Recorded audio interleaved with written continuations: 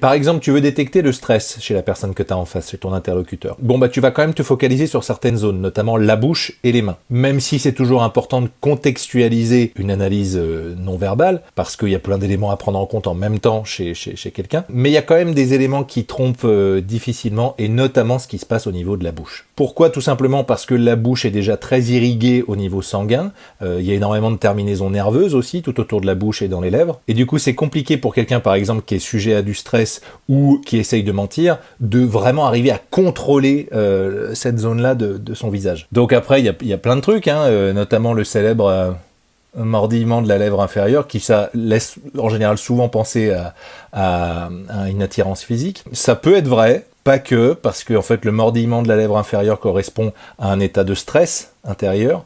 Donc, une attirance physique pour quelqu'un peut générer un malaise intérieur, peut générer du stress, mais du coup il faut regarder d'autres éléments pour voir si on parle d'attirance physique ou juste de malaise.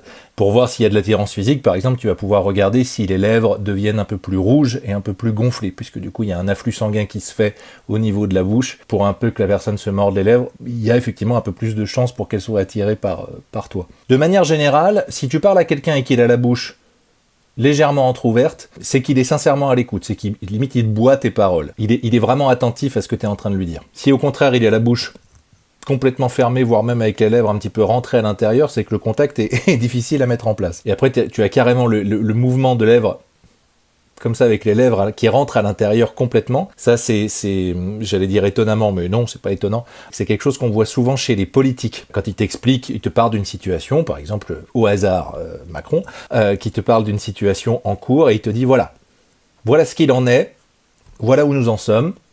Et il y a ce petit truc de rentrer la bouche comme ça à l'intérieur. Ça, dans le meilleur des cas, c'est de la déresponsabilisation, c'est-à-dire j'y suis pour rien, voilà, c'est comme ça. Ça peut aller jusqu'au désintérêt, c'est-à-dire littéralement je m'en fous, et dans le pire des cas, c'est même du mépris. Il y a vraiment un état intérieur qui est méprisant chez la personne qui fait, voilà, après, à voir selon la situation, quoi.